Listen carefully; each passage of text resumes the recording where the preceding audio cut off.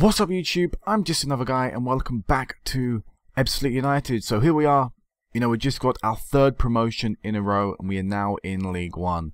So, we're expecting a very, very tough year. Back-to-back promotions, typically it's hard enough to stay up in that year. So for us to have back-to-back promotions, it's going to be incredibly hard to stay up. Apologies if you hear any background noise. School kids are coming home, but I wanted to record this. So, yeah. Going into this season, it was sort of hard to know what to expect. Of course, financially, we're not great. Back-to-back promotions, you expect your fan base to grow, but if you get promoted too quickly, like we currently have, your fan base sort of doesn't grow enough to support the new demands in wages. So financially, it's very hard for us. We're restricted. We have quite a small wage budget, so it is very difficult to try and improve the squad, find good enough players to take us to that next level. Of course, being back-to-back promotions, our reputation in the league isn't particularly great. It's not worse, it's not terrible, but it means that our club is quite small. So our squad reputation is quite small, so it's quite hard to attract players. But going into the season, we were immediately predicted 13th. So as you can see, we were predicted to do quite well. And we had a good year last year, of course. We were pretty much the best team in League 2 by a country mile. We were so good, but it was it's still getting promoted and going into a newer division. It's still a difficult thing. It's still hard. Even if we opted to get 13th, it was always going to be difficult.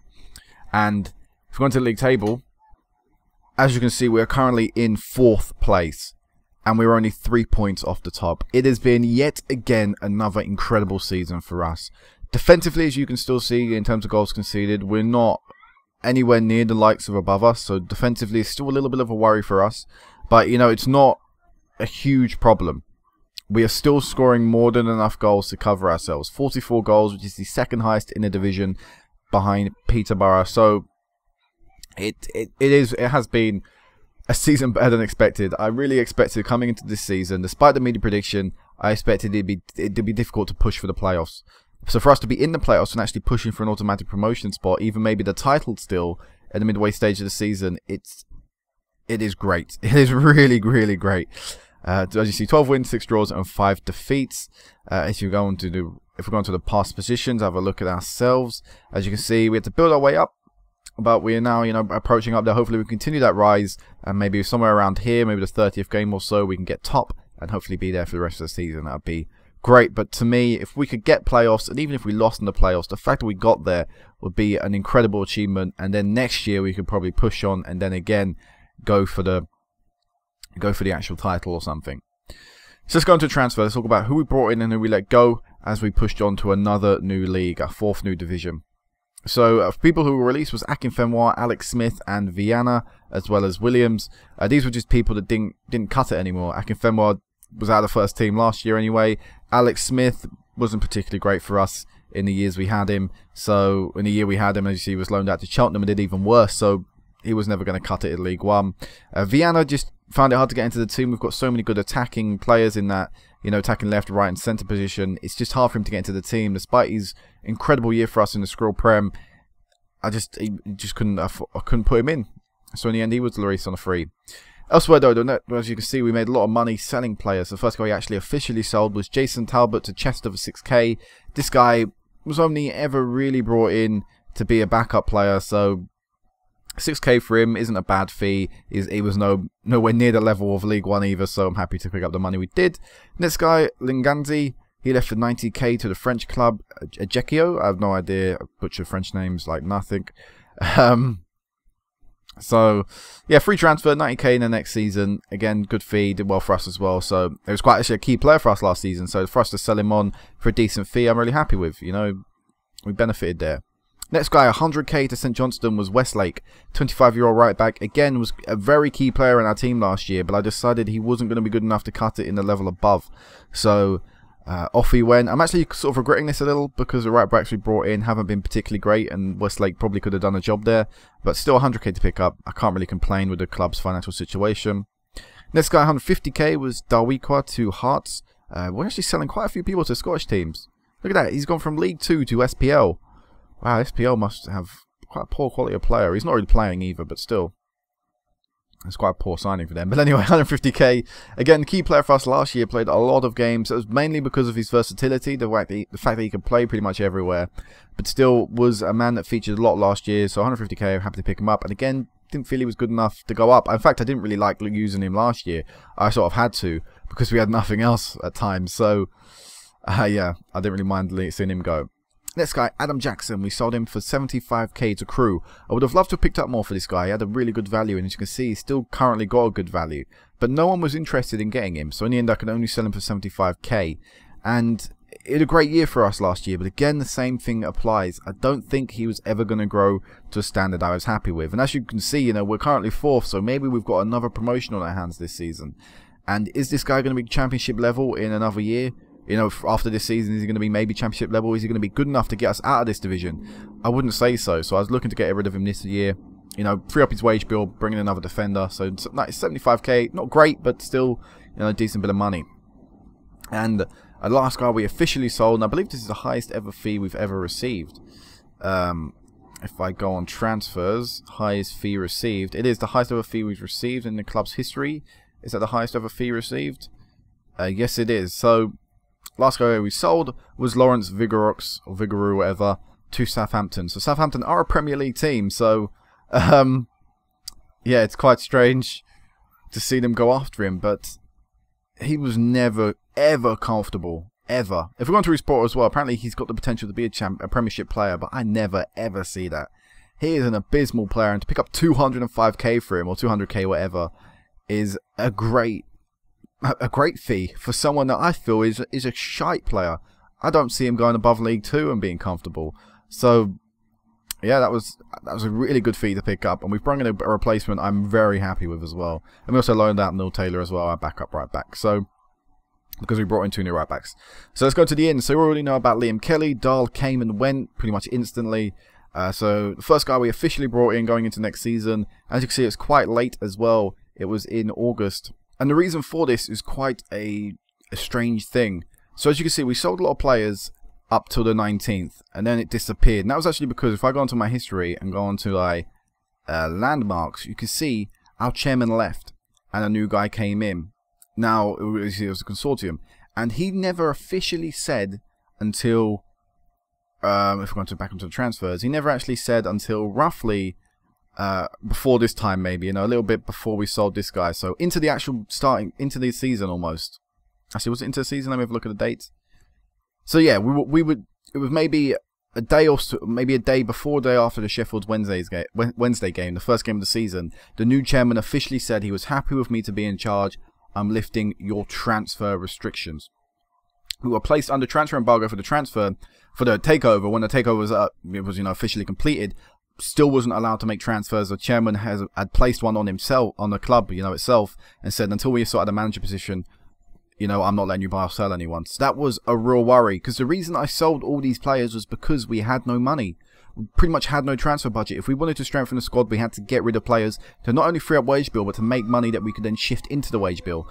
So when that transfer embargo was placed, I was in a real shit position because my squad had shrunken down due to all these sellings, and I was unable to bring anyone in. So I really panicked to sign a few of these players. I think some of them were a bit shoddy. I think some of them were actually absolutely class for the level, but as you can see, we sort of panicked a little, and I had to pretty much sign anyone we could. So Liam Fontaine came in, centre-back. We really needed a new centre-back. As you can see, I sold Jackson, and I really just needed someone to come in. The centre-backs we had weren't really good enough, so Fontaine came in, and I'm really happy with this guy. Good player, you know, experience at this level. Has played well so far this season as well, so I think that's a really good signing, Fontaine.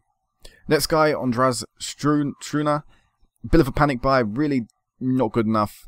Really quite a waste of the wage we're on. As you can see, he's backup right back for us currently. So yeah, that was a foolish signing from me, but as I said, I was panicking at this point. We were at the start of the season. We weren't playing particularly well. If we went to the fixtures, you can see lost 3 on the bounce. I was really worrying, and just wanted to bring anyone in that I could who was good or at least half decent. Abdul Razak, I'd probably say one of the best captures we got this season. A great player. You can see by them stats, he's a really good player. Ex-Manchester City trainee, of course. Never had an actual official club that he's played for in his life. He played for City a few times, actually. I lie. But this is the first time he's actually moved to get first team football, and he's playing really well for the level. And he's actually got championship ability currently. So this is an amazing capture, very low wage demand, you know, decent fee as well. So if we had to sell him, we could. But Abdul Razak probably signing of the season so far for me. Next guy, Osborne, come in, bringing another new centre-back. I really did feel we needed to strengthen the centre-back roles, so that's what we did. Leading League One player, and again, he's been playing very well for us so far, so, and as well, experience at this level, so happy to sign Osborne. Next guy, Frank Fielding, he came in as our goalkeeper, ex-Millwall and Blackburn, I believe, goalkeeper. Yeah, Blackburn, not Millwall, Derby, sorry. Thinking of the wrong thing, but again, a little bit of experience at this level. Never really been an out-and-out first-choice goalkeeper on this game since the game started up. Has in the past for Derby, of course, but that was before the game started. But I was really happy to get Frank Fielding in. And again, he's been playing really well. If Abdul Razak wasn't playing as well, I'd probably say this guy was signing of the season, because it's so good to have a keeper that actually puts in good performances. And I can see them on the average ratings. So, Frank Fielding, good signing. And the last guy I brought in was Nathan Thompson. Again, a little bit of a panic maybe. I had to sell... well, I didn't actually have to sell anyone, but I was just needed to bring in a new right back. I wasn't happy with Struna, and so Thompson was there, so brought him in. As you see, he's currently injured, which isn't great, but he's been playing decently well as well. So, yeah. Overall, you know, not many great signings. Razak is of course good. These, you know, the centre backs are good enough for the level, but Razak's that guy just above it, so he's probably my personal favourite. But you know, no real incredible, oh man, this guy is, you know, Premier League potential, he's going to be the next best wonder kid. We didn't do any of that. We just had to bring in players that could do the job now because of the restrictions at the club, and I just really needed stability. So let's go into these fixtures and have a look at how we did. So of course, I already said we lost the first 3 games of the season, losing to Sheffield Wednesday, even though Orbegozo got a brace. We lost to West Brom in the League Cup as well, 4-1. This game was a real disappointing game, considering in fact we took the lead and really was an evenly fought match, so poor defeat to take there. And we lost to Blackpool 3-0, so it took us a long time to get that first win, but it finally came against Preston North End, 3-0. Michael West, Orbegozo and Richard Levitt getting the goals there. We did lose again to York, which wasn't great. I mean, I couldn't really build momentum, but then we went on a good run of form that we needed to get if we wanted to start pushing ourselves up the league. So 2 draws in a row, Charlton and Yeovil. Didn't mean we started off perfectly, but we got a victory against Portsmouth, a good victory as well, 3-1. We draw 4-4 to Carlisle. What a match. In the end, West getting us to draw there. And beating Rotherham and Plymouth Argyle 3-0 and 3-2 there. Before we went to the Johnston Paint Trophy, we drew 4-4 on the day. Yet again, another high-scoring affair. This one we probably didn't deserve to win, but we won 13-12 on the penalties in the end. So we're pretty fortunate to come out with the victory there, which is great. And we're still in the Johnston Paint Trophy. So it's actually a competition I would love to win, of course. We won the FA Trophy. We won the... and hopefully we can win this trophy. You know, won every cup in England. That would be a nice little achievement. So after that, we drew to Tranmere 2-2. We got a victory against MK Dons 3-1, this time in normal time, which is great, and of course in the league, 3 points on the board. Beat Chesterfield 2-0, beat Colchester on the bounce twice in a row, 2-1 in the league, and then 1-0 in the FA Cup, before we finally lost our first game in a long time. How long is that? It's actually 2 months, isn't it? Yeah, 2 months, near 3 months. We lost to Swindon 4-0, before losing to Oxford 2-1 as well.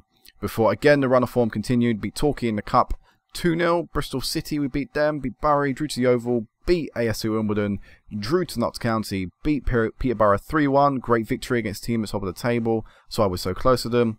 We beat Charlton in the Johnston Paints Trophy South semi-final, 3-1, beat Crawley very recently 4-3, Orbegozo getting the winning goal there, and we beat Barnsley 1-0, Orbegozo getting the only goal there.